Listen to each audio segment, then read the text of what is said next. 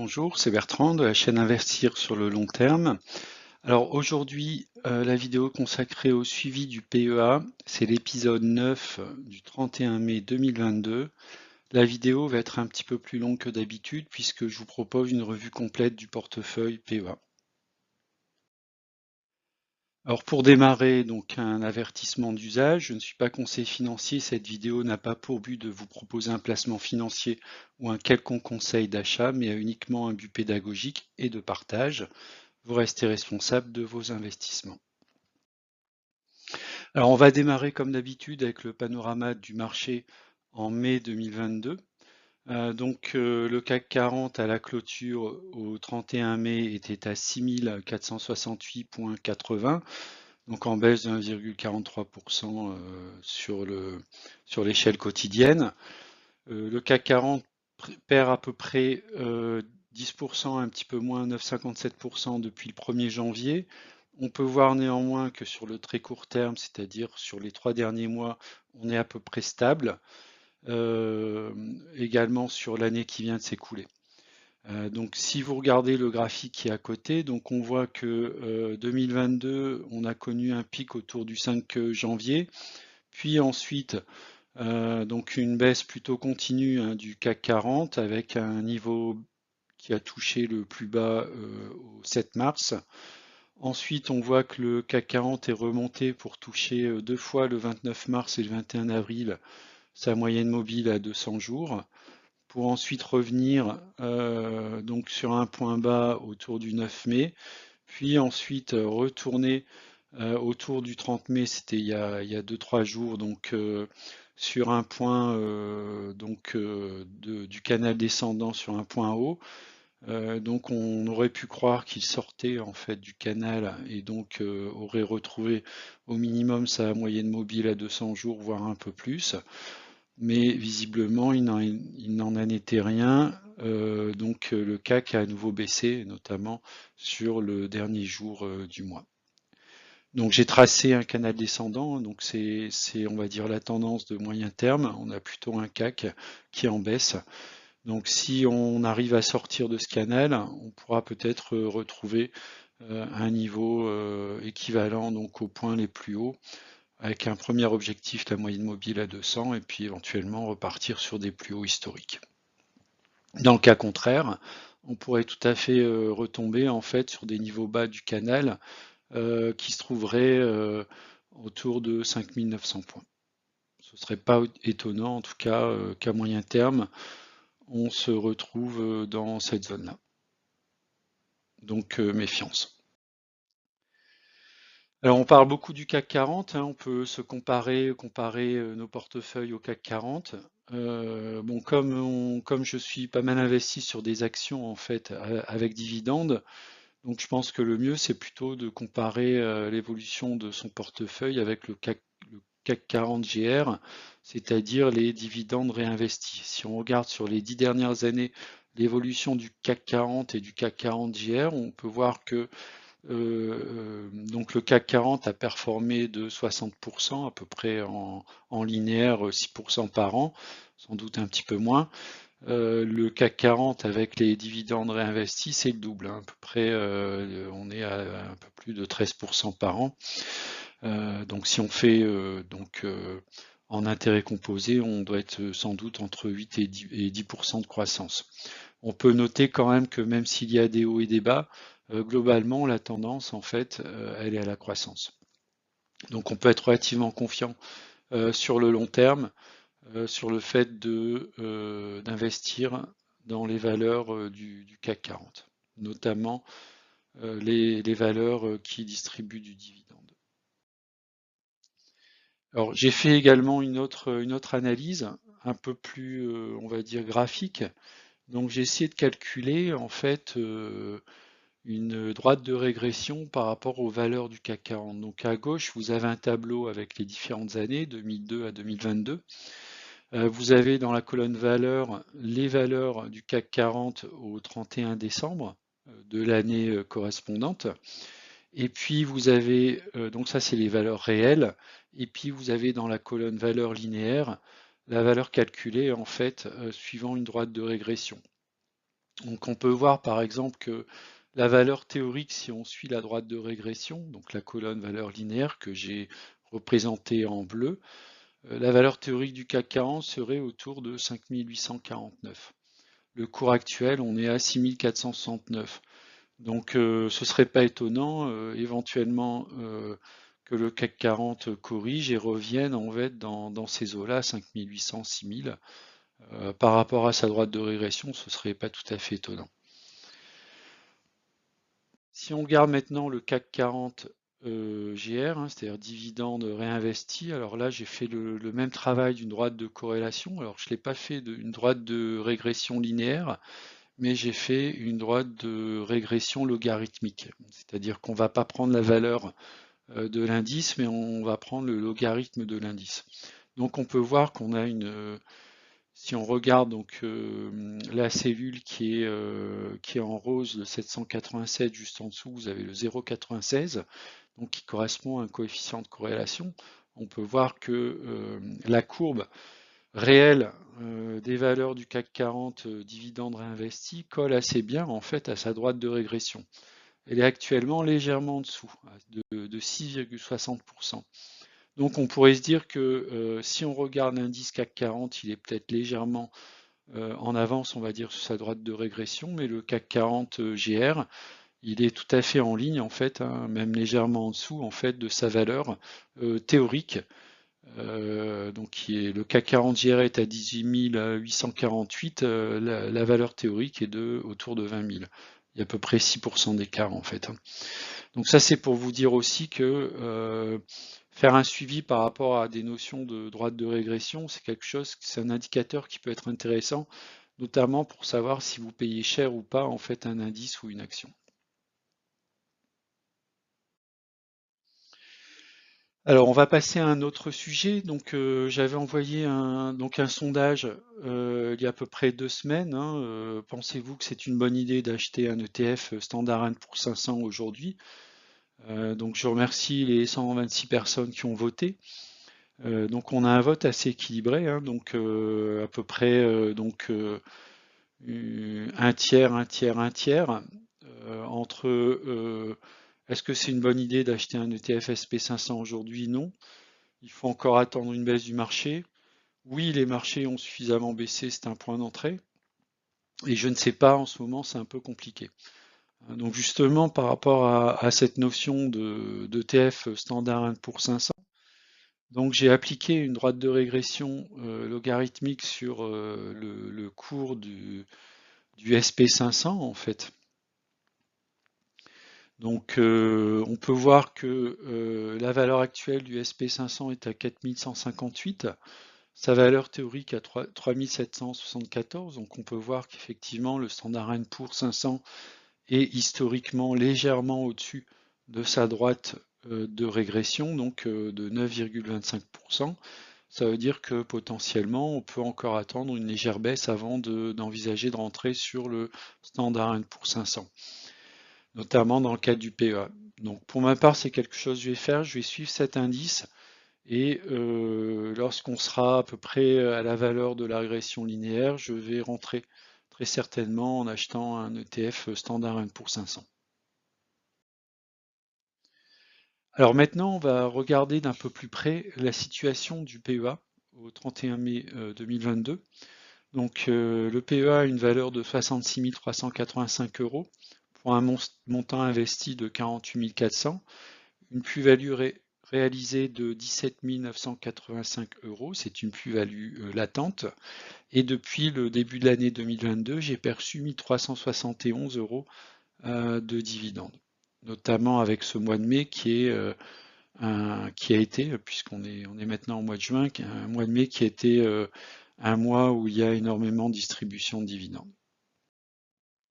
Alors si on regarde l'évolution du PEA sur la période du 31 mai, au niveau mensuel, donc il a connu une belle croissance de 5,89%, donc très belle performance. Et j'en ai profité également en fait pour m'alléger sur pas mal de lignes, voire sortir de certaines actions, mais on verra ça dans le détail, pour générer 7 511 euros de liquidité, soit environ 11% du portefeuille. Donc ce qui me permet en cas de forte baisse des indices, et notamment des actions qui composent l'indice du CAC 40, de pouvoir me renforcer sur certaines actions. Alors quels sont les faits marquants sur la période? Donc un portefeuille qui est en croissance sur la période de 5,89% avec des dividendes perçus de 1300 euros, 1371 euros. J'ai également profité de la baisse pour renforcer certaines lignes et pour entrer sur des valeurs cibles, notamment des actions cibles que je ne détiens pas encore dans le cas du PEA, qui sont Kering, Schneider, Michelin, L'Oréal et l'ETF SP500. Donc j'ai pu rentrer sur Kering, Michelin, L'Oréal, également sur Legrand, qui est l'équivalent de Schneider. Alors, en fait, ces actions cibles, je l'avais défini dans ma stratégie 2022, que j'avais fait en tout début d'année, dans les premiers jours du mois de janvier, au travers de la vidéo stratégie PEA 2022. J'avais dit que j'avais en cible ces valeurs-là. Bon, le cours était vraiment très très élevé et j'ai donc profité du repli, notamment sur les valeurs de luxe, pour investir dans ces valeurs, notamment Kering, L'Oréal, Hermès et LVMH. Donc je possède l'ensemble de ces valeurs aujourd'hui. Alors, fait marquant sur la période, donc en termes de prise de position, donc j'ai effectué donc des achats sur mes valeurs cibles, notamment L'Oréal, Legrand, Essilor, Luxottica, Kering et Hermès. Donc je suis plutôt satisfait. Je suis rentré à des cours qui me paraissent raisonnables. J'ai procédé également à des allègements, alors notamment sur Orange, une action qui a quand même qui a pas mal performé sur les 12 derniers mois. Je me suis également allégé sur BIC, également sur GTT, puisque GTT a une poussée de fièvre, on va dire, en termes de cours d'action. Donc j'en ai profité pour m'alléger de manière assez forte. Et également Worldline, qui est une société qui me déçoit en fait au niveau de son parcours. Et je me suis dit, autant alléger du Worldline avec à la clé un peu de moins-value pour notamment renforcer mes liquidités et peut-être profiter d'une baisse des valeurs cibles pour plutôt me renforcer dans ces valeurs cibles.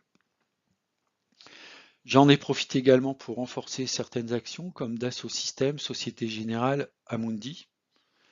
Et j'en ai également profité pour vendre des actions avec une prise de bénéfices, notamment sur Eutelsat, Technip Energies, Biocinex et Crédit Agricole. J'ai pas attendu de toucher le dividende sur Crédit Agricole, j'ai préféré vendre l'action avec une légère plus-value. J'ai réalisé également une belle plus-value sur Eutelsat. Alors je suis sorti complètement du dossier Eutelsat, voilà, parce que je pense que sur le très long terme, c'est pas forcément une valeur qui va créer énormément de plus-value. Voilà. Donc après, c'est un choix personnel. Je vais plutôt m'orienter sur des valeurs, mes valeurs cibles, mes fameuses valeurs cibles, notamment les valeurs liées au luxe.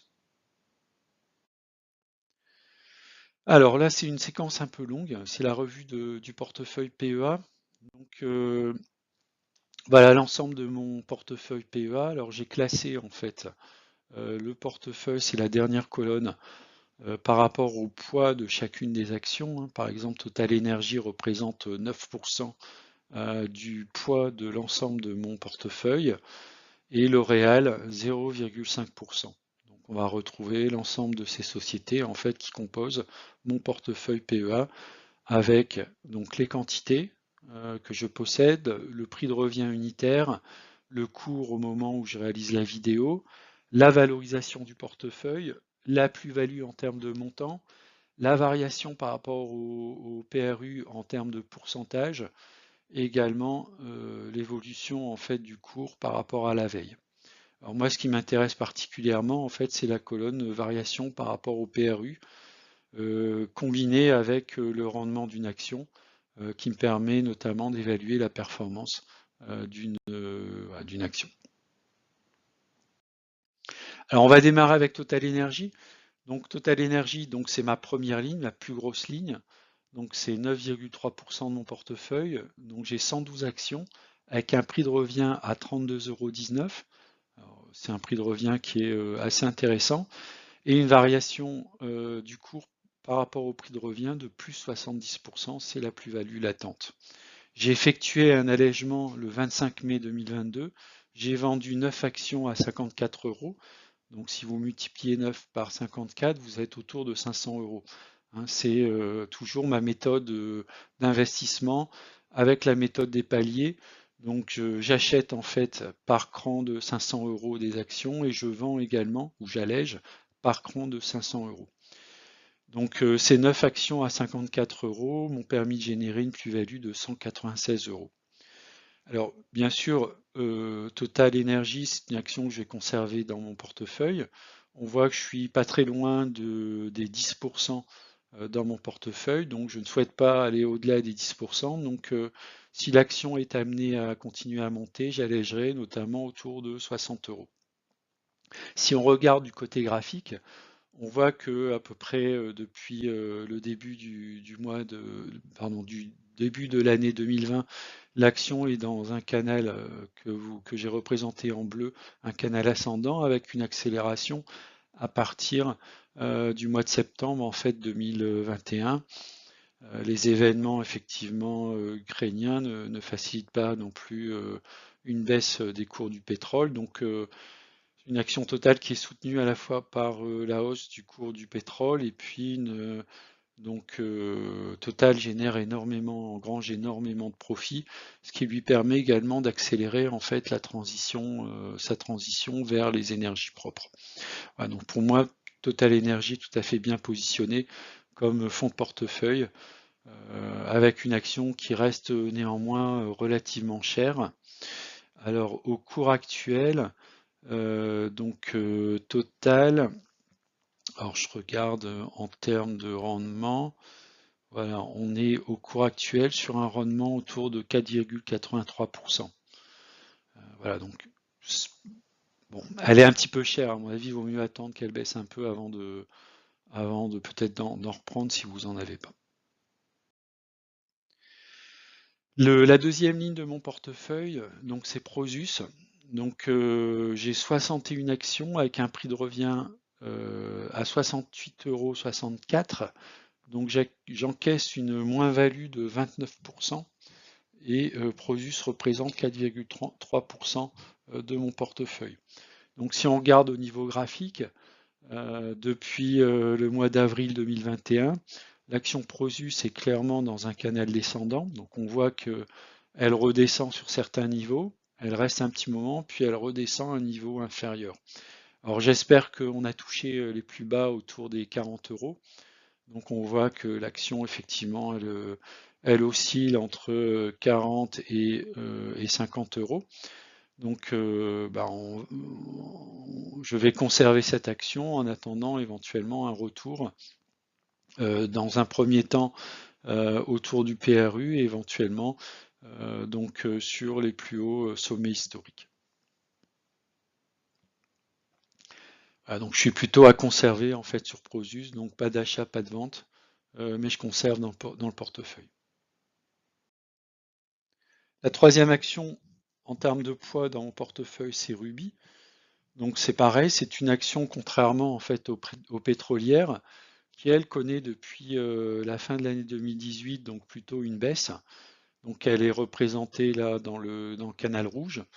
Donc elle est plutôt sur le court moyen terme plutôt dans un canal descendant, une tendance à la baisse, sachant que la tendance long terme est une tendance plutôt à la croissance. Donc l'action s'est réveillée là depuis quelques semaines. Donc avec un peu de chance, elle va peut-être réintégrer le canal bleu, qui est un canal de croissance, et retrouver peut-être un cours un peu plus, on va dire, qui correspond un peu plus à la valorisation et à la valeur de cette entreprise. Donc voilà, donc moi en termes d'action, je ne vais pas renforcer, je vais tout simplement conserver mon action Ruby. C'est une action qui distribue du dividende.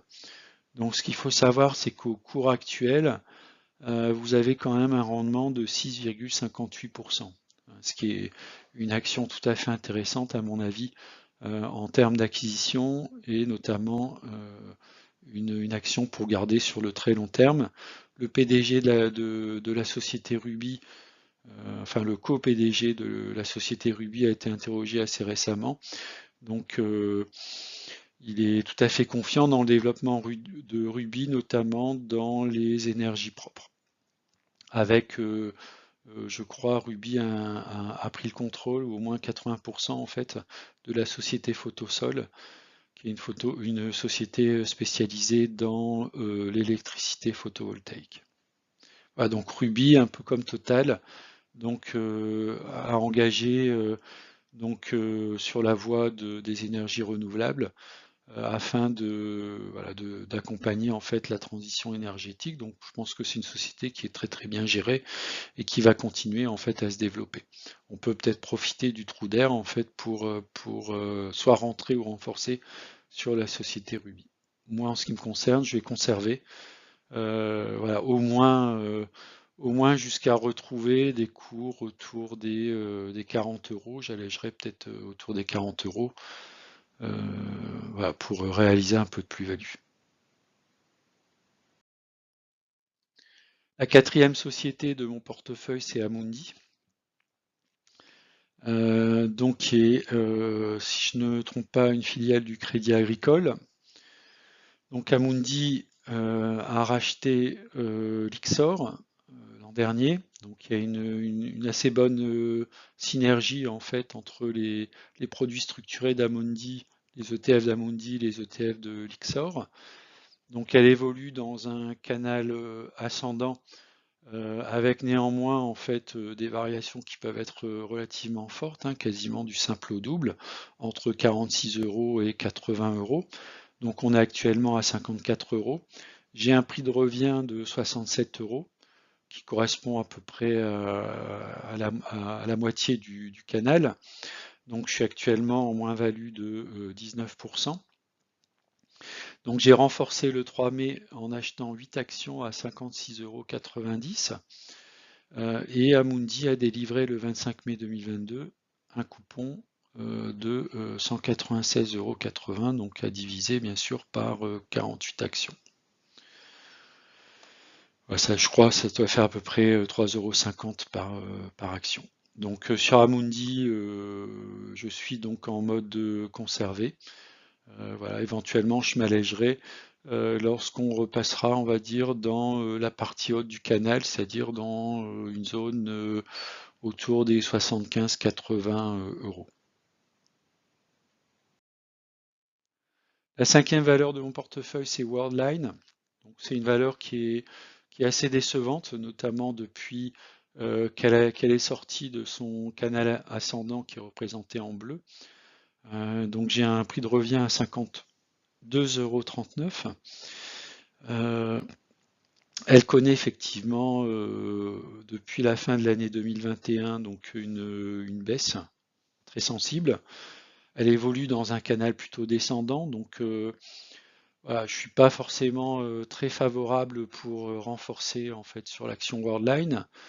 J'ai effectué un allègement de 12 actions à 39,51 € en encaissant une moins-value de 154,56 €.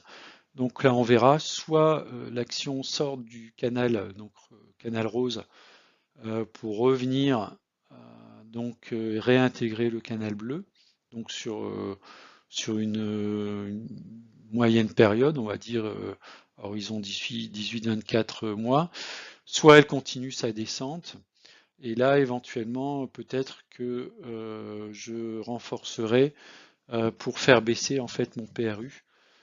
Par exemple, acheter autour des 30 euros pour viser une vente autour des 37-38 euros. Hein, c'est essayer d'acheter en bas du canal rose pour essayer de revendre plutôt vers le haut du canal rose. C'est une action qui ne distribue pas de dividendes et qui paraît aujourd'hui relativement risquée. Alors, Société Générale, une bancaire, donc j'ai 91 actions avec un PRU de 26,80. Donc je suis en légère moins-value de 5%. Donc la taille dans mon portefeuille c'est 3,46%. La Société Générale a versé un coupon de 150 € pour 91 actions. Et j'ai également renforcé en achetant 21 actions à 21,30 €, qui correspondait en fait plutôt à une zone basse en fait du canal. Donc mon objectif sur Société Générale, c'est d'alléger sur un retour du PRU. Alors effectivement, dans ma stratégie 2022, donc j'avais inscrit les bancaires, hein, parce que je pensais que avec la hausse des taux d'intérêt serait plutôt favorable aux bancaires. Je pense aussi que l'événement russe, notamment, a eu un impact énorme sur Société Générale, hein, qui était assez présent en Russie. Et avec l'incertitude qu'on a actuellement, j'essaye de me dégager en fait des bancaires. Donc j'ai vendu assez récemment mes crédits agricoles. J'ai vendu ici au 1er juin mes BNP Paribas. J'attends au niveau de Société Générale que je revienne sur le prix de revient unitaire pour revendre euh, en grande partie en fait ma ligne sur Société Générale.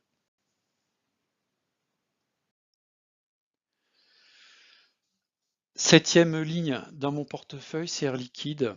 Alors, si on regarde le parcours graphique d'Air Liquide sur les 10 dernières années, bah, il n'y a pas de commentaire, hein.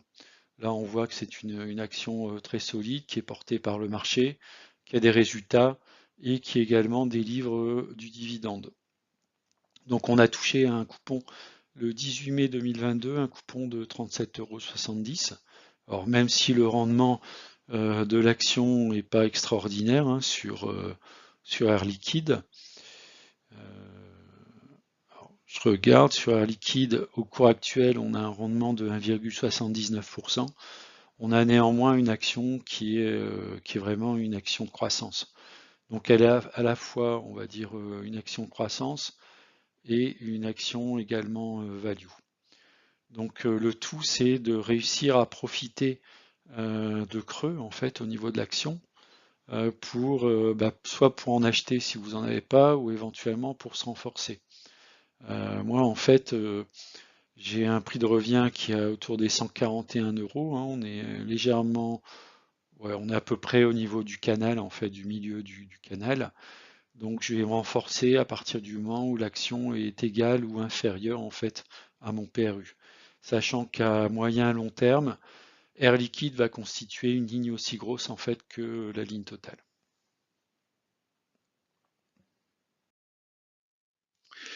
Huitième position donc dans mon portefeuille, c'est la société Atos. Donc là, si on regarde sur le court terme, la société Atos évolue plutôt sur un canal descendant, même si elle vient il y a quelques jours de sortir en fait de ce canal avec un cours autour des 24 €. Alors j'ai déterminé des bornes entre 20,59 € qui était le plus bas et puis 29,37 € qui était un des plus beaux, un des plus hauts, on va dire historiques sur la période, sur cette courte période. Voilà, donc j'ai quand même un prix de revient qui est relativement élevé à 36,99 €, donc j'ai 82 actions. Voilà, pour l'instant je suis à conserver, donc j'attends au moins le retour sur le PRU. Je vais pas me renforcer, hein. Voilà, en termes de position, c'est la taille de mon portefeuille, c'est 3%. Voilà, je vais en rester là en fait. Donc on va attendre patiemment que l'action revienne en fait au minimum au cours du PRU. Il faudra sans doute attendre un petit moment. On est quand même sur une société qui a des actifs de valeur, hein, ne serait-ce que ses ressources humaines, et puis également des technologies et des capacités, que ce soit dans les serveurs, dans les machines physiques, les serveurs, donc dans le computing, ou alors dans tout ce qui est cybersécurité. Voilà, donc peut-être un peu de chance, il y aura un rachat d'Atos, soit complet, soit d'une partie d'Atos, ce qui permettrait de repropulser en fait le cours d'action au moins autour du PRU, si ce n'est un petit peu au-dessus. Voilà, on est quand même sur du spéculatif sur Atos. Neuvième ligne, c'est Bouygues. Donc j'ai 62 actions avec un prix de revient à 31,33 €. Donc je suis en légère plus-value de 2,5.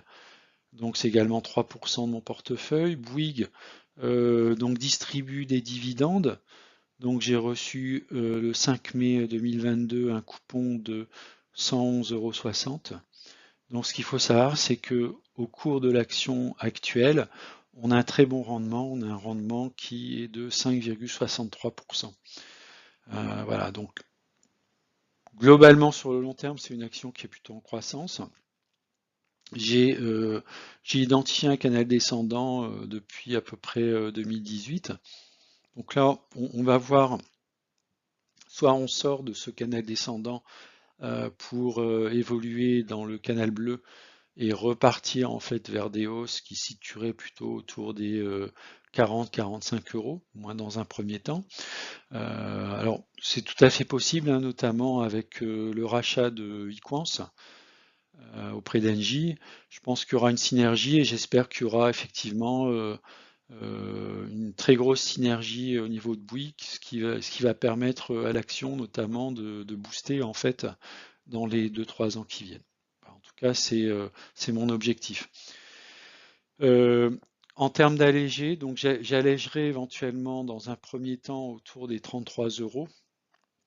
L'idée, c'est par rapport aussi à ce canal rose.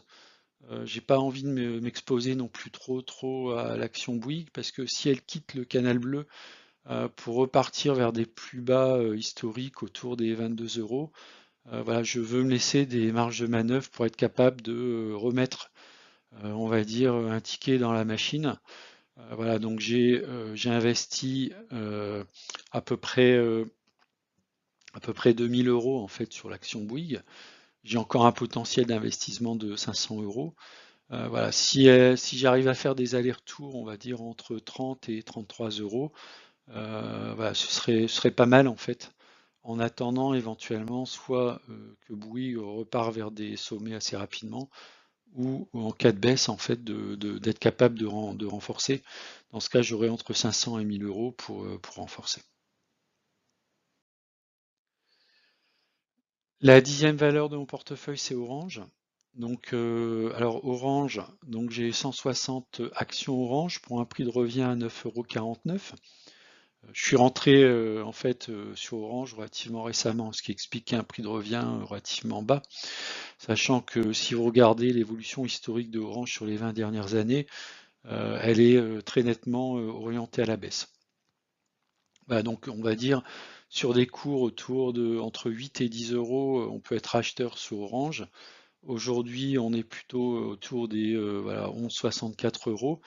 Donc moi, je me suis allégé, donc j'ai procédé à deux allégements, un premier à 11,60 € le 9 mai et un deuxième le 12 mai à 11,80 €. Je vise en fait une cible, un allègement autour des 12,50 € et puis si l'action est amenée à revenir autour des 13,50 €, 13 €, 13,50 €, là, c'est tout à fait possible que je liquide la ligne complète en fait sur Orange. Alors même s'il y a un très bon rendement hein, sur Orange, actuellement Orange délivre au cours actuel 6% de rendement. Néanmoins, la tendance long terme est plutôt négative, même si c'est une action qui peut tout à fait se redresser dans les années à venir. Je vois assez mal en fait une hausse spectaculaire du cours.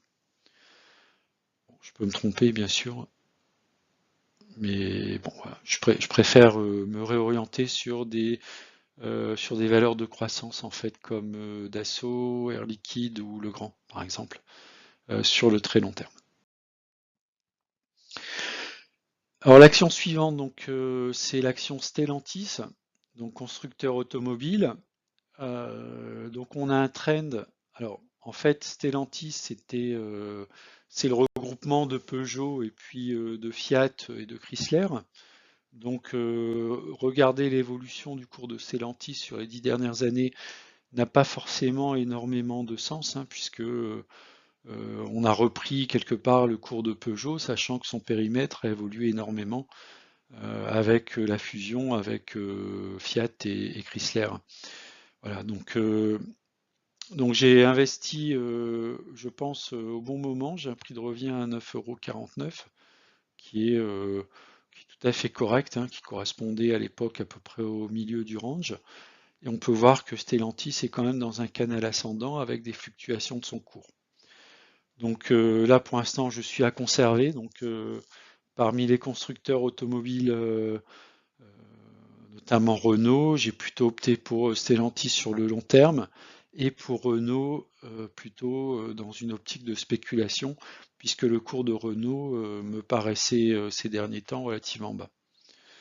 Alors, Stellantis distribue du dividende. Au cours actuel, en fait, Stellantis distribue 5,65% de dividendes. Donc on a une action qui est en croissance sur le long terme avec la distribution dividende. Donc ça me paraît être un candidat tout à fait sérieux en fait pour la constitution de lignes dans le cadre d'un PEA sur le long terme. Ensuite, on va passer à l'action Engie. Alors Engie a un parcours historique assez chaotique, hein. Donc c'est une action qui est assez difficile à cerner en termes de prévision, puisque voilà, elle peut connaître comment dire, des canaux ascendants sur une période, et puis d'un seul coup décrocher, hein. C'est ce qu'on a pu voir en mois de mars 2020. On est passé à peu près de 17 à 9 euros. Là, on est actuellement dans un canal ascendant avec à nouveau une chute en fait qui s'est effectuée au mois de mars de l'année 2022. Et puis on est petit à petit en train de réintégrer en fait ce canal ascendant. Alors la hausse des énergies est plutôt favorable à Engie, hein, voilà, moi j'ai un prix de revient à 12,11 €. Engie, c'est également une action qui délivre du rendement. Alors on n'a pas un rendement qui est extraordinaire. Voilà, j'essaye de trouver Engie. Ah si, quand même. Engie au cours actuel, ah oui, on est quand même à 6,82% de rendement, donc on est plutôt sur un bon rendement. Voilà, donc alors moi mon objectif sur Engie, c'est essayer de faire des allers-retours, et donc un objectif d'alléger autour des 14,60 €, hein, donc ça ferait 12 à 14, 2 €, à peu près 20% de plus-value, 25%. Donc essayer de profiter en fait des moments où l'action est basse pour en acheter, et lorsqu'elle remonte dans le canal en fait pour s'alléger en fait. En tout cas, c'est ma stratégie sur l'action Engie. Ensuite, c'est Sanofi. Alors j'ai 17 actions Sanofi, c'est une très belle entreprise avec un prix de revient à 81, qui est, on va dire, voilà, qui est à peu près dans la moitié du canal en fait. Peut-être un petit peu en dessous de la moitié du canal. Donc le 17 mai, en fait, j'ai reçu 10,58 € qui était lié à l'introduction en fait de RoAPI, et également des coupons le 10 mai 2022 pour 56,61 €. Alors Sanofi, c'est une société qui distribue du dividende. Donc, alors, même si le rendement n'est pas extraordinaire, voilà, je vais essayer de retrouver le rendement de Sanofi. Sanofi, au cours actuel, on a un rendement de 3,34%. Donc j'estime un petit peu cher en fait au cours actuel, autour des 100 euros. Voilà, mon objectif c'est d'alléger lorsqu'on sera sur le haut du canal, hein, c'est-à-dire autour des 108 euros. On était monté à quasiment 108, je crois à 106. Et puis de racheter en fait lorsqu'on va se retrouver un petit peu en dessous en fait du PRU qui est autour des voilà des 80 euros. Sanofi peut être tout à fait une action de fonds de portefeuille sur le très long terme. Voilà, moi j'essaye de profiter des fortes fluctuations du cours pour essayer de revendre lorsque Sanofi est sur les hauts du canal, et d'acheter en fait lorsque Sanofi est sur le bas du canal, sachant qu'on prend relativement peu de risques. Ensuite, Dassault Systèmes. très belle entreprise. Donc j'ai 39 actions d'Asso Systèmes pour un prix de revient de 42,64 €. Je suis en légère moins-value de 6,70 €. Je suis rentré très récemment sur Dassault Systèmes. Elle a corrigé comme toutes les sociétés technologiques depuis le début de l'année. Voilà, donc j'ai renforcé en fait sur Dassault Systèmes en achetant 13 actions le 13 mai 2022 à 37,83 €. Si vous multipliez 13 par 37,83, vous êtes à peu près à 500. Et je vais continuer à renforcer, notamment si elle baisse en fait sur le bas du canal, c'est-à-dire autour des 36 €. En termes de représentation graphique, là, on n'a pas trop de commentaires, hein, très belle action, on est vraiment dans un canal ascendant, avec également à la clé une distribution, une petite distribution en fait de dividendes, donc d'Asso Systèmes. En termes de distribution, au cours actuel, en fait, ça correspond à 0,43%. Donc on n'achète pas d'Asso Systèmes pour le dividende, mais plutôt pour la croissance de l'action, hein, qui est vraiment extraordinaire comme Air Liquide. On est vraiment dans un canal ascendant régulier, il faut simplement profiter des moments creux. On y est à peu près, hein, on est à 39 €, c'est tout à fait convenable en termes de cours. Bon, moi j'essaye d'acheter un petit peu en dessous pour baisser mon PRU, mais c'est typiquement l'action à conserver dans un PEA sur un très très long terme. Ensuite, l'action Ubisoft, donc là on est dans les jeux vidéo.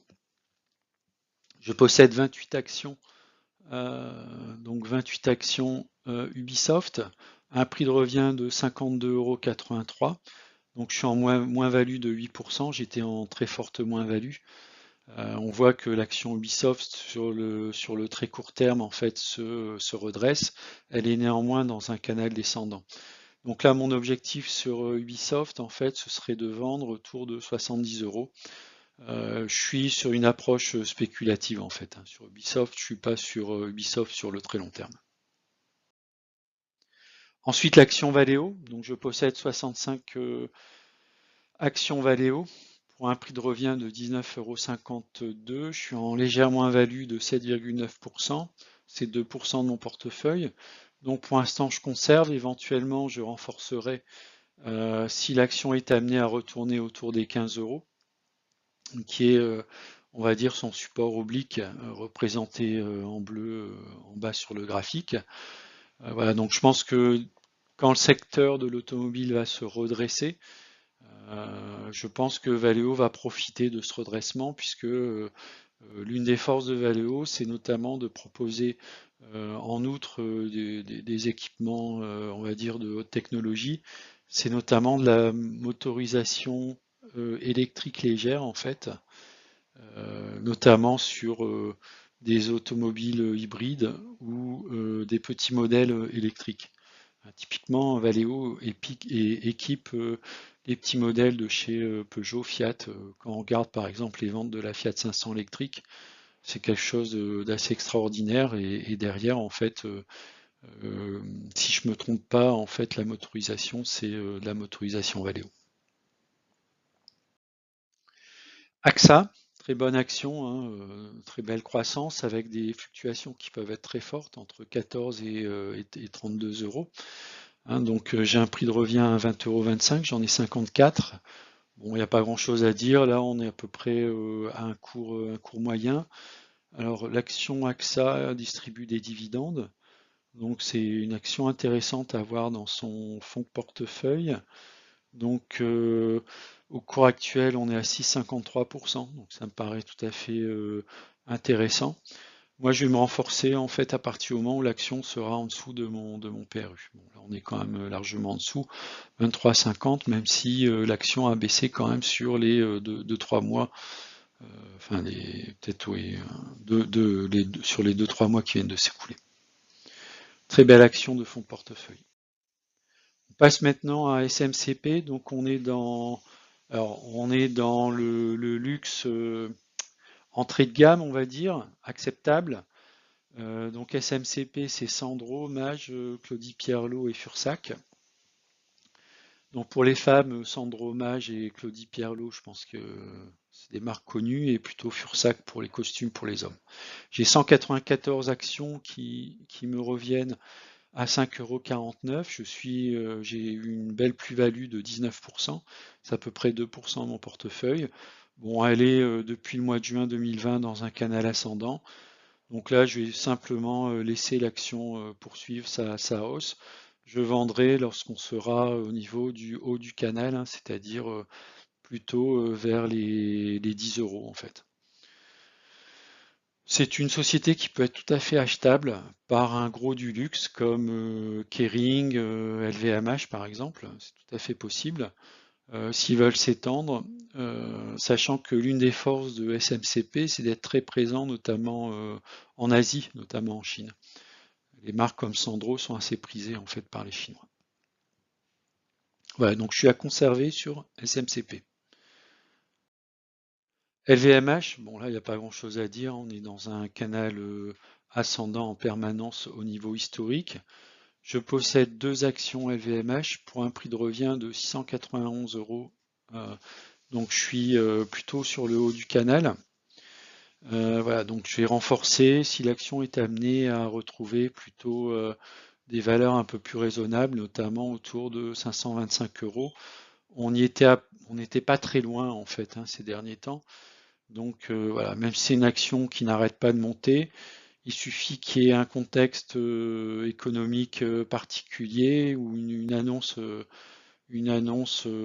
voilà, une annonce particulière pour faire baisser fortement le cours. Et là, il faut vraiment en profiter pour se renforcer.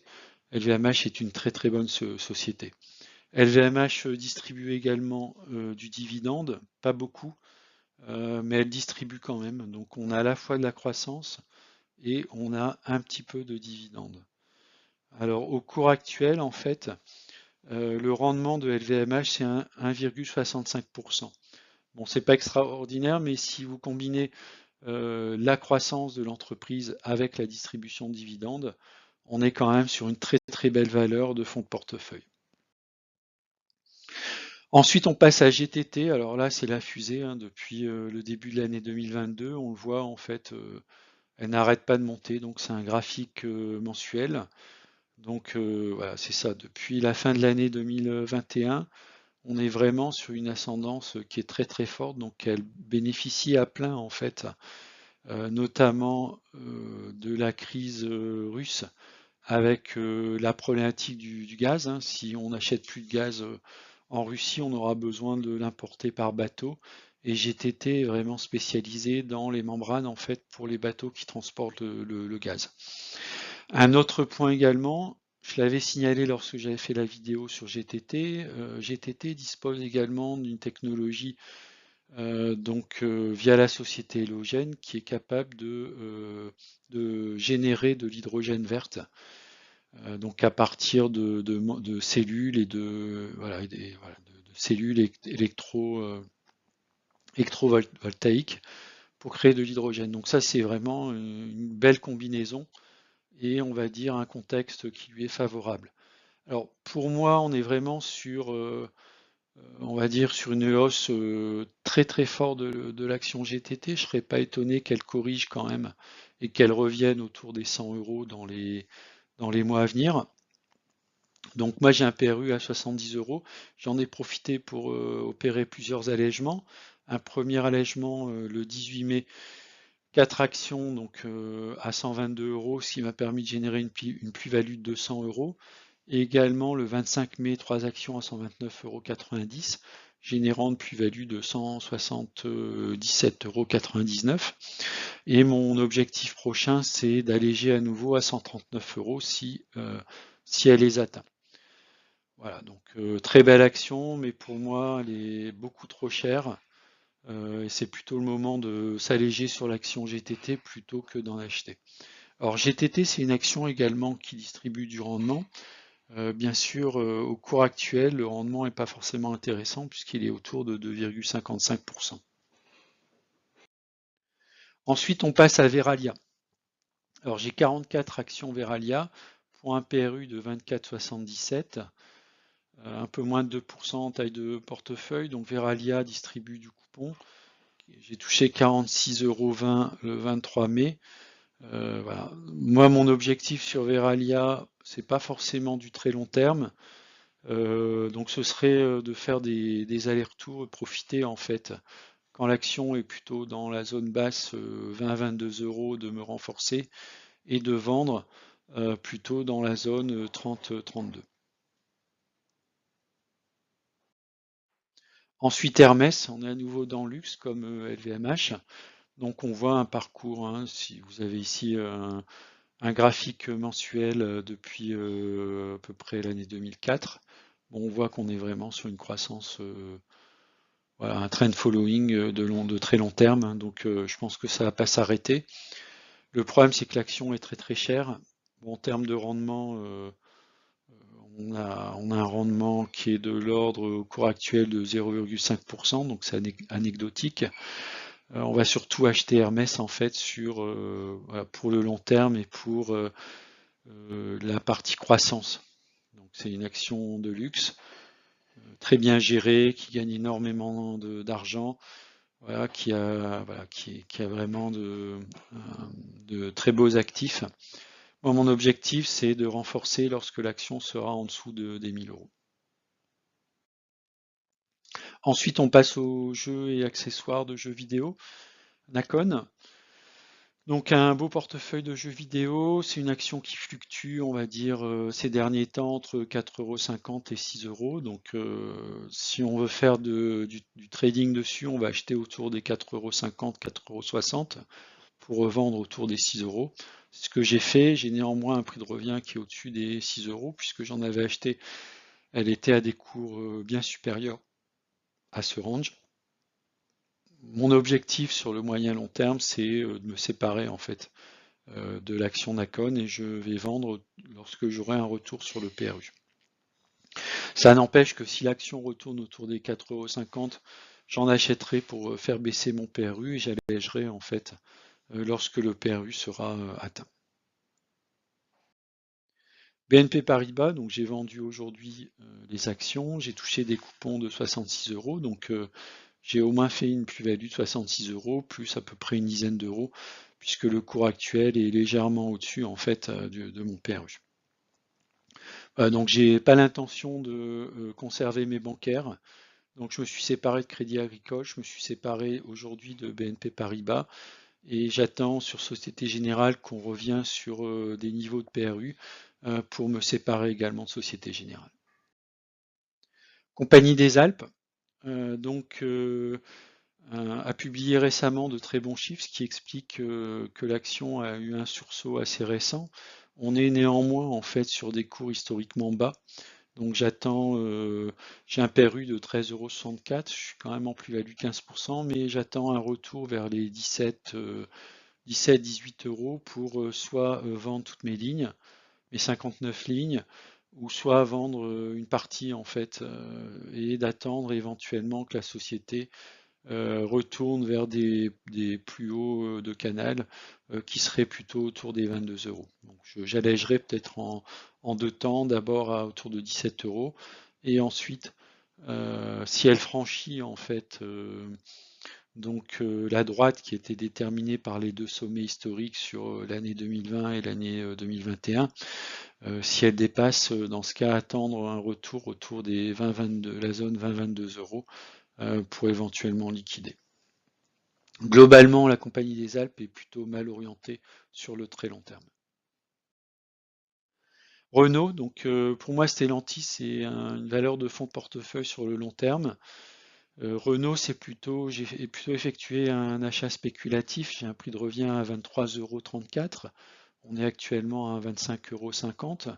Mon objectif c'est de vendre autour des 30 € et de réaliser en fait une plus-value en fait sur Renault. Voilà, bon, c'est un choix, hein, je vais pas. J'ai choisi Stellantis plutôt que Renault, alors ça peut se discuter, mais bon, peut-être aussi par rapport au modèle de véhicule, je trouve que Stellantis offre des modèles peut-être un peu plus sympas, un peu plus innovants que Renault, mais bon, après c'est une question de goût. Score, Donc Score, on est dans l'assurance, réassurance. 36 actions Score avec un prix de revient de 26,67. Je suis en légère moins-value, donc c'est une action qui distribue du dividende. J'ai touché 64,80 € de dividende. Donc Score, ça peut être une action intéressante à mettre en fonds de portefeuille, puisque au cours actuel, on est quand même à 7,35% de rendement. Donc ce qui est quand même pas mal pour cette action. Et puis on peut dire que globalement, l'action a plutôt on va dire une tendance ascendante. Donc c'est le genre d'action que j'aime bien. On distribue du dividende et puis on est plutôt dans des canaux ascendants. Alors il peut y avoir parfois des petits accidents, c'est ce qui s'est passé avec la crise du Covid et éventuellement la crise ukrainienne qui peut avoir un impact sur comment dire, sur les catastrophes. Il y a également que l'évolution et le changement climatique, un nombre de catastrophes naturelles qui peut impacter négativement les résultats de score. Donc le niveau de risque, il est là en fait, hein. Donc c'est le rapport entre le risque et le rendement qui est quand même un rendement très sympathique. Ensuite, Imeris. Imeris, donc c'est une action cyclique. Je pense qu'on est plutôt sur des niveaux assez bas du cycle, hein. Donc c'est des cycles qui sont de l'ordre de 5 à 10 ans. Voilà, donc c'est une action, on va dire, moyen-long terme, hein. Il faut la garder voilà, quelques années, l'acheter plutôt en bas de cycle et puis essayer de la revendre en haut de cycle. Donc j'ai un prix de revient à 38 €. Je vais conserver, sachant que mon objectif, ce serait de la vendre plutôt autour des 80 €. C'est tout à fait possible, d'ici 3-4 ans. Le tout, c'est d'être relativement patient. Ensuite, une de mes sociétés favorites par rapport aux small caps, donc pour moi c'est une small cap de qualité, c'est freelance.com. Donc j'ai 120 actions à un prix de revient de 4,12 €, elle est à 7,37 €. J'en avais vendu donc 50% autour je crois, des 8 € quand elle avait doublé, 8,24 €. Donc ça veut dire que les actions qui me restent, c'est du gratuit entre guillemets. Donc ça, c'est typiquement le genre d'action qui, je pense, est très bien gérée. Sur le très long terme, ça peut être une action qui peut aller sur des cours beaucoup plus conséquents que les cours actuels. Donc là, je suis vraiment, moi, je suis assez fan en fait de cette action et de cette société. Euronext. Donc Euronext, je possède 10 actions Euronext, un PRU de 88,77 qui est un petit peu élevé en fait. Donc j'ai une moins-value de 10%. Euronext est une action qui distribue du dividende, 16,41 €, donc soit 1,64 € de dividende. Donc au cours actuel, en fait, Euronext, en termes de rendement, alors on n'est pas quand même sur un rendement extraordinaire. On est sur un rendement en fait de 2,4%. Alors on est plutôt sur le bas du canal, donc moi ce que j'attends en fait c'est je vais conserver Euronext et j'attends un retour au moins sur la zone des 100 € pour éventuellement m'alléger et si elle rebaisse me renforcer, hein. Donc l'idée c'est peut-être de conserver sur le long terme en essayant de faire des allers-retours en fait sur ce type d'action, profiter des points bas du canal pour acheter et des points hauts du canal pour revendre. Donc là, on est plutôt sur une zone basse, avec, si on regarde graphiquement, en fait, donc on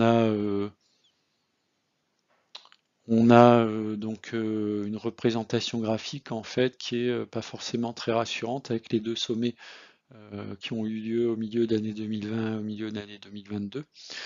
Donc là, on est sur une ligne de coup en fait.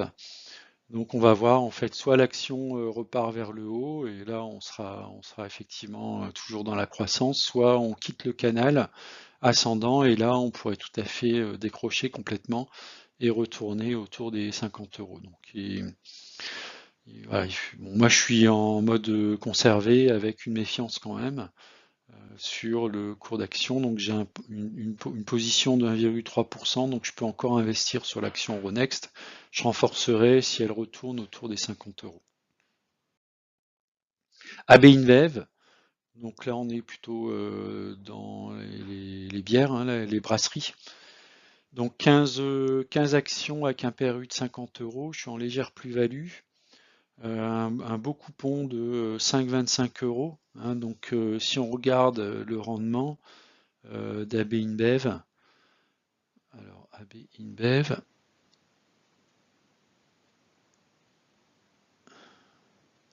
alors on est sur un rendement.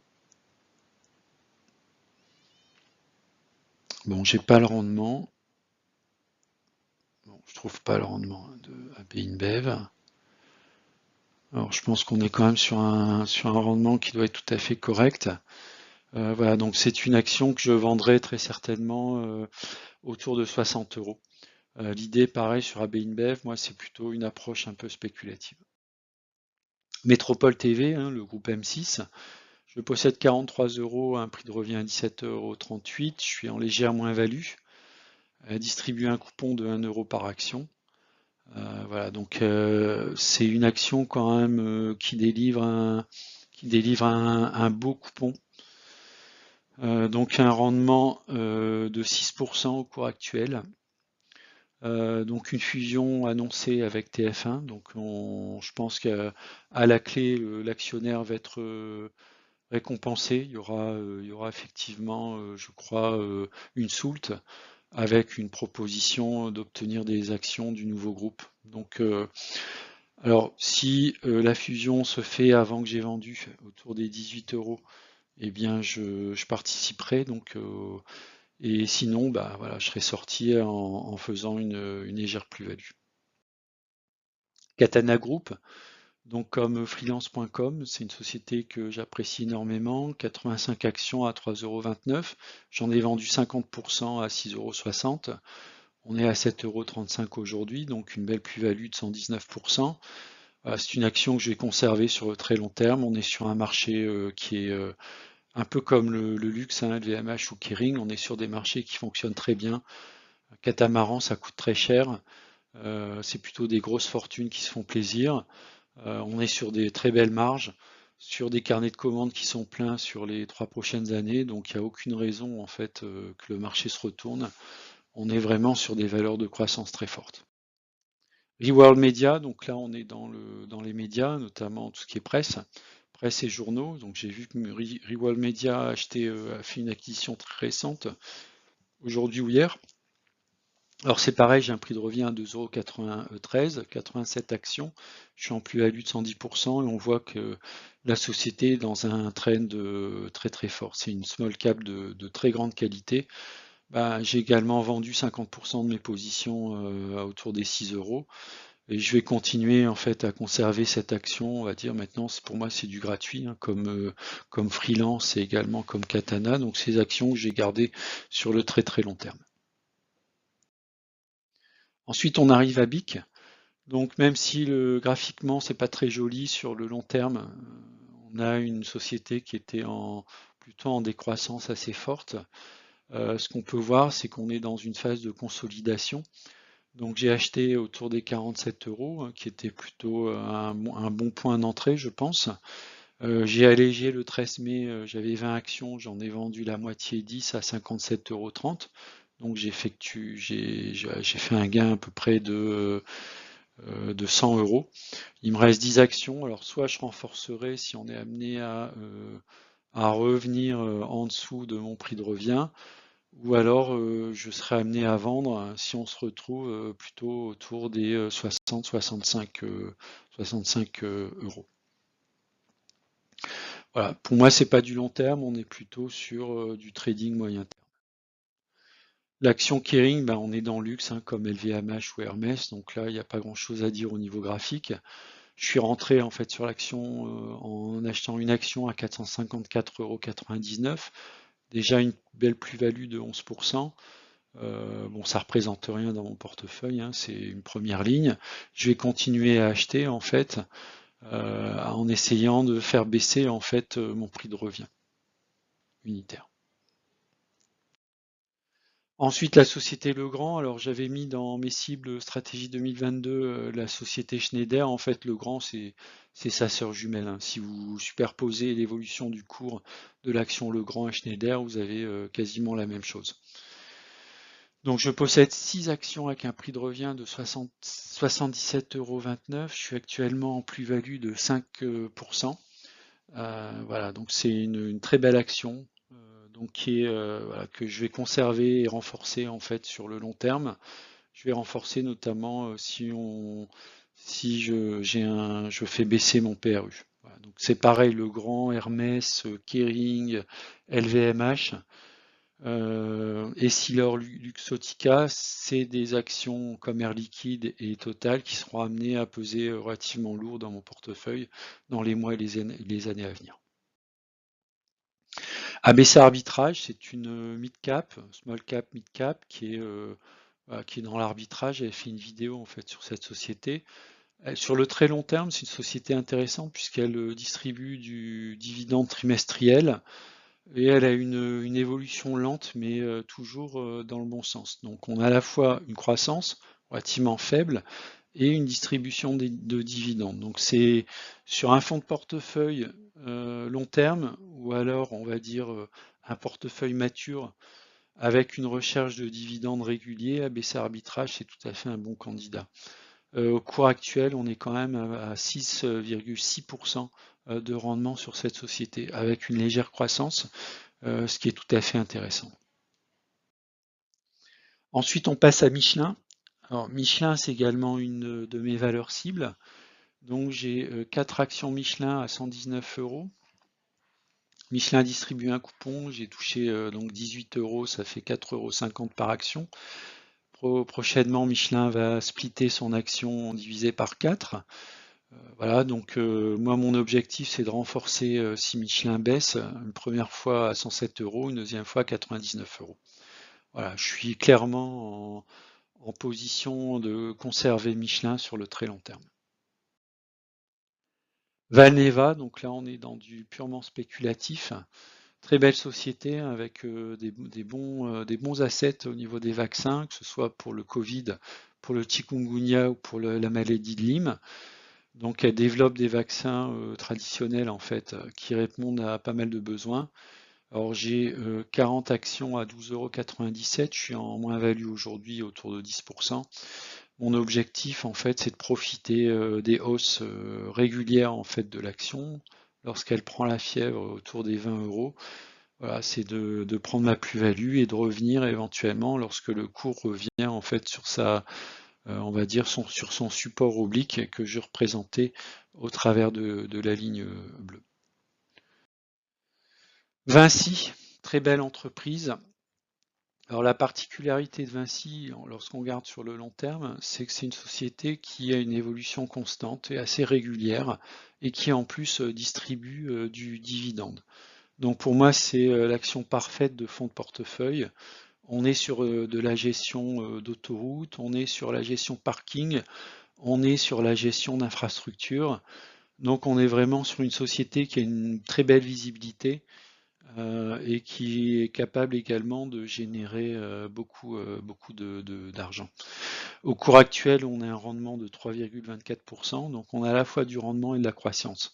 Donc moi, c'est typiquement une action que je vais également pondérer de manière assez forte dans mon portefeuille dans les mois et les années à venir. Mon objectif, c'est de me renforcer autour des 82 €. Voilà, donc j'ai pas mal de liquidités. Je vais essayer de profiter si l'action peut descendre encore un peu pour me renforcer et baisser en fait mon PRU. Et si leur Luxotica, alors pour moi c'est une très belle valeur de croissance. Bon, on n'est pas dans le luxe, mais on a un comportement assez proche du luxe. Donc j'ai 3 actions avec un prix de revient à 153,59 €, ce qui est à peu près le cours actuel. Donc mon objectif c'est de renforcer lorsqu'elle sera vraiment sur le bas du canal autour des 140. Action pour moi de très long terme. ST Microelectronics, on profite donc de la pénurie et de la forte demande en fait de microchips. J'avais fait une vidéo sur ST Microelectronics, donc j'ai un PRU de 38,04 € qui est à peu près le cours de l'action. Donc l'idée c'est de me renforcer plutôt sur la zone basse du canal ascendant et puis de revendre lorsqu'on sera sur une zone haute. Alors est-ce que je vais garder sur le long terme? J'hésite parce que si on regarde vraiment l'évolution historique de très long terme de STM, on voit quand même qu'elle était quand même assez chaotique. Bio-UV, on est sur une small cap de qualité, mais qui est vraiment délaissée. J'ai un prix de revient de 5,99 € avec une perte de 17%, ce qui est une perte assez importante. Bon, je vais attendre tout simplement qu'on revienne au PRU pour vendre ma ligne Bio-UV, qui n'est pas stratégique pour moi. Ensuite, l'action L'Oréal, donc là, bah, c'est une de mes cibles. Donc je suis entré en achetant de première fois à 322 €, qui pour moi est quand même plutôt dans le haut du canal, donc c'est pour ça que j'ai pris qu'une seule action. Mon objectif, c'est de me renforcer lorsqu'elle va revenir sur des cours plutôt autour des 300 € en fait, ou du moins baisser mon PRU. Très belle action sur le long terme, même si elle délivre relativement peu, puisque L'Oréal délivre moins que LVMH, on est à peu près à 1,48% de rendement sur le cours actuel. Voilà, on a terminé en fait sur la vue du portefeuille.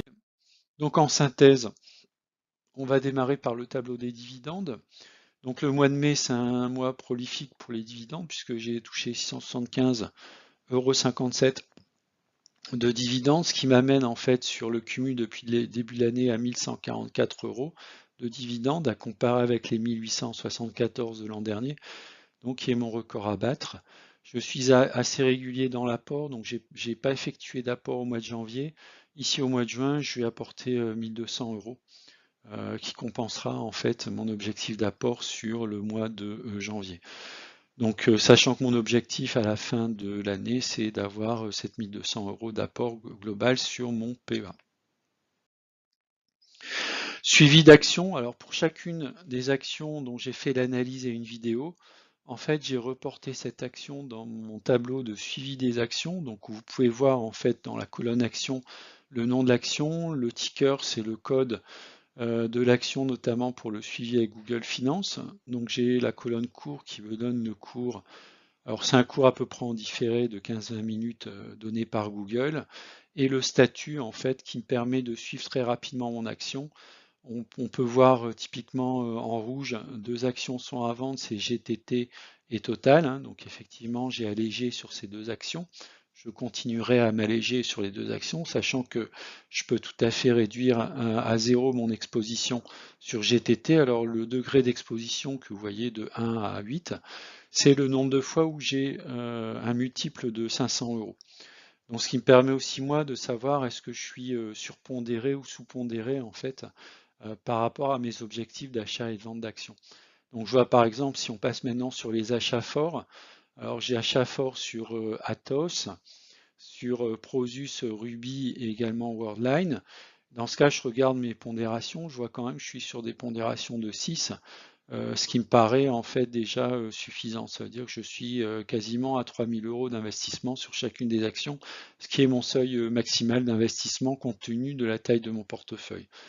3000 €, ça correspond, j'ai un portefeuille de 60, un peu plus de 60 000 € à 5% de mon portefeuille. Je ne veux pas dépasser 5% en fait en termes d'investissement. Si les actions sont amenées à évoluer, comme ça a été le cas pour Total, bien sûr, je peux être amené à être dans des expositions de 8, de 9 ou de 10, sachant qu'une exposition donc de 12 correspondrait à peu près à 10, ouais, 12 fois 500, ça fait 6000, à peu près à 10% en fait de mon portefeuille. Donc typiquement un total qui serait exposé à 10, bah, je serais amené à alléger en fait s'il est au niveau vendre. Voilà, on peut voir également via un jeu de couleurs, je peux voir très rapidement quelles sont les positions allégées, quelles sont les positions à l'achat ou à l'achat fort. Voilà, donc c'est un point de repère. Comment j'ai déterminé mes seuils que vous voyez dans les colonnes achat fort, achat conservé, allégé, vendre. J'ai fait différentes vidéos en fait qui expliquent comment je détermine en fait mes points d'entrée et les valeurs de seuil. Et pour chacune des actions, j'ai une vidéo où je vais expliquer également ce que fait la société et également quels sont mes seuils d'entrée et de sortie. Je suis amené à modifier de temps en temps le tableau, non pas par rapport au cours de l'action, mais par rapport à la notion de temps. Puisque typiquement des actions qui sont dans un canal ascendant, la valeur minimale du canal il y a un an, forcément, elle a forcément évolué en fait au bout de 12 mois, puisque le cours de l'action suit son canal ascendant, donc c'est tout à fait logique en fait de faire évoluer ces paramètres. Donc c'est pour ça que typiquement une action comme GTT, si vous reprenez une de mes vidéos il y a 6 mois, vous n'avez pas trouvé les mêmes valeurs en fait que dans ce tableau. Donc j'essaye de mettre à jour à peu près 1 à 2 fois par an en fait mon tableau avec mes minimums et mes maximums. Alors ma stratégie pour le deuxième trimestre que j'avais déjà déterminée, on va dire au début de l'année, donc c'était toucher les dividendes prévus, donc là on est plutôt en bon chemin, c'est ce qu'on a vu avec le tableau des dividendes. Profiter des opportunités et de la volatilité du marché, c'est ce que j'ai fait notamment en entrant sur les valeurs de luxe que je n'avais pas et certaines valeurs. Renforcer les actions de fonds de portefeuille, bon ça n'a pas forcément été le cas ces derniers temps, j'ai plutôt renforcé des actions qui avaient pas mal dévissé, hein, comme Worldline par exemple. Également conserver du cash, hein. Il y a une forte volatilité des marchés. Alors on peut avoir ici sur le très court terme un CAC 40 qui s'est bien ressaisi. On peut avoir une très mauvaise nouvelle sur le plan macro qui viennent de l'Est ou de l'Ouest pour revoir à nouveau le CAC plonger. Et là j'ai pas mal de liquidités, donc je me tiens prêt notamment pour renforcer sur les actions du luxe qui sont des lignes relativement faibles aujourd'hui. Voilà, et puis peut-être avant de terminer la vidéo, donc juste remercier les 1440 personnes qui se sont abonnées. N'hésitez pas à vous abonner si vous n'êtes pas encore abonné. Et puis voilà, j'ai créé donc différentes playlists. Donc la playlist suivie du CTO, on est plutôt sur des actions américaines ou des actions de type immobilière française qui ne peuvent pas être cotées dans un PEA, également des ETF, plutôt ETF américains. Le coin des opportunités où de temps en temps je publie quelques vidéos. Analyse action, donc je fais régulièrement des analyses d'action, ce qui permet de compléter également mon tableau avec mes zones d'achat, de renforcement ou de vente, d'allègement.